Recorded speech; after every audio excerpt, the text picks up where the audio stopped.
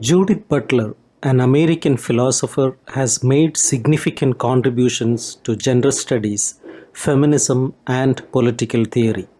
Her book, Gender Trouble, Feminism and Subversion of Identity, is considered a seminal work in the field.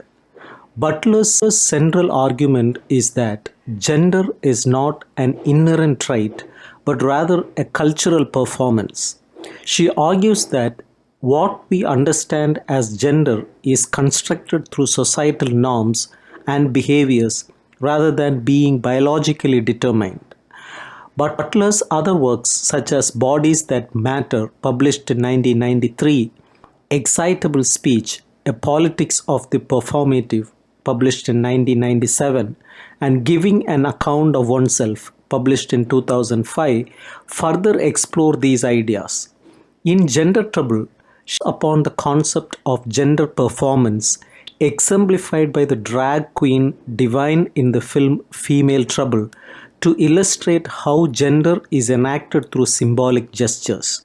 Butler conducts a genealogical inquiry inspired by Foucault to uncover the political motivations behind the construction of gender and sexuality categories. She critiques the notion of fixed identities, arguing that categories like woman are produced by power structures and intersect with other social factors like race, class, and culture. While influenced by lesbian and gay perspectives, Butler's work has also led to a distinction between lesbian studies and feminism. She challenges the stability of the category of woman, suggesting that it is fluid and shaped by societal forces. In a remarkable section of her book, Butler argues that the body itself is influenced by political forces.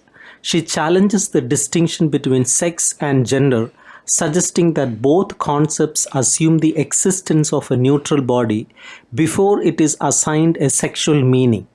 Throughout history, various philosophical and religious perspectives have viewed the body as separate from the mind or as inert matter, detached from consciousness.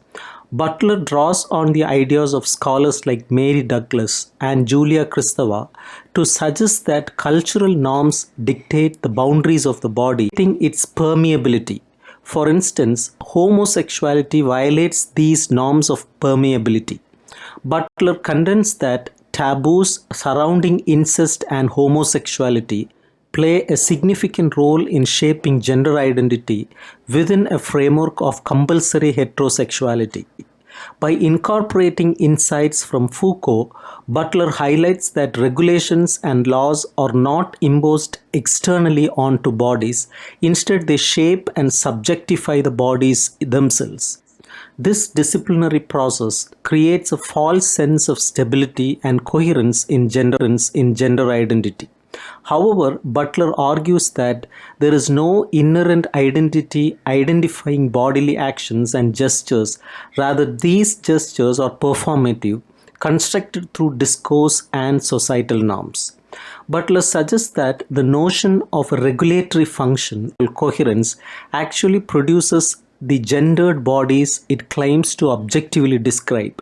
Butler uses the example of drag artists to illustrate how gender identity, anatomical sex, and gender performance are distinct and can be parodied. Drag performances highlight the constructed nature of gender and challenge the idea of an original identity. According to Butler, the body is not a concrete being, but rather a surface upon which gender practices are enacted within a hierarchy of gender and compulsory heterosexuality. It argues has no essence. It is created through repeated acts and can be performed in ways that defy traditional norms.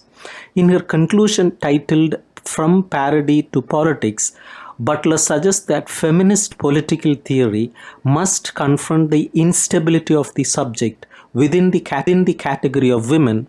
She proposes a redefinition of agency as a variation on the repetition of signification, emphasizing the power of performative acts to challenge and reshape gender